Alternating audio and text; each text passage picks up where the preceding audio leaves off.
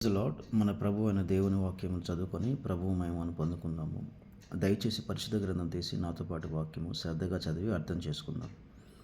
కీర్తనలు 20 అధ్యాయం 1వ వచనం. ఆపత్కాలమందు యెహోవా నీకుత్తరమిచ్చునుగాక, యాకోబు దేవుని నామము నిన్ను ఉద్ధరించునుగాక. ఇక్కడ మనం ఖచ్చితంగా గుర్తుపెట్టుకోవాల్సిన రెండు విషయాలు ఏంటంటే,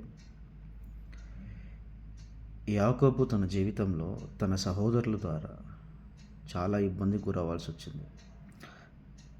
పొరుగు దేశమైన తన మామగారి ఇంటి దగ్గరికి వెళ్ళి కనీసం 15 సంవత్సరాల పైబడి ఆయన చాలా కష్టాలు పడడం జరిగింది. అయితే దేవుడు యాకోబును చాలా చాలా సురక్షితంగా, క్షేమంగా ఆ ప్రాంతం నుంచి, ఆ కష్టాల నుంచి, ఇబ్బందుల నుంచి ఆయన రక్షించడం జరిగింది. దావీదు తన జీవితంలో ఇటు సౌలు ద్వారా చాలా ఇబ్బంది పడాల్సి వచ్చింది, తన కుమారుడు ద్వారా చాలా ఇబ్బంది పడాల్సి వచ్చింది, తన శత్రువుల ద్వారా కూడా చాలా ఇబ్బంది పడాల్సి వచ్చింది. ప్రతి ఒక్క సిచ్యువేషన్లో, ప్రతి ఒక్క పరిస్థితిలో దేవుడు దావీదును రక్షించడం జరిగింది. ఇక్కడ మనం అర్థం చేసుకోవాల్సిన విషయం ఏంటంటే, దానియేలు సింహాల గుహలో ఉన్నప్పుడు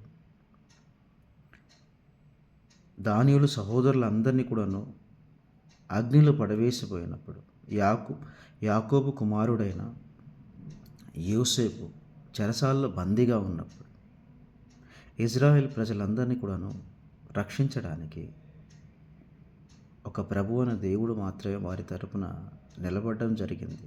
ఇక్కడ మనం అర్థం చేసుకోవాల్సిన విషయం ఏంటంటే, మనం మనుషులం. ఒక మనిషికి ఆపద వస్తే ప్రభు అనే దేవ నన్ను రక్షించు అని ఒక మాట చెప్పగానే ఆయన వచ్చి మనల్ని రక్షిస్తున్నాడు అంటే, నేను రక్షిస్తానని మాట చెప్తున్నాడు అంటే, అసలు ఆయన మనకి ఎంతగా మనల్ని ఆయన ప్రేమిస్తున్నాడు అనే విషయం మనం ఖచ్చితంగా గుర్తుపెట్టుకోవాలి.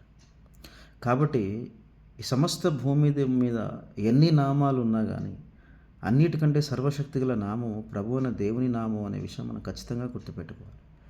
కాబట్టి మన జీవితంలో మనం ఖచ్చితంగా ఏదైనా ఆపద కానీ, కష్టము కానీ, ఏదైనా దుఃఖము కానీ, శ్రమ కానీ ఏది వచ్చినా సరే ప్రభు అనే దేవుడు మనకు సహాయం చేస్తాడు. ఇక్కడ ఆయన మనకి సహాయం చేసే విధంగా ఖచ్చితంగా మనం ఆయనకి నచ్చినట్టుగా నడుచుకోవాలి.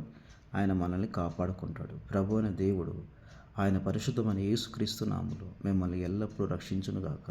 ఆమేన్.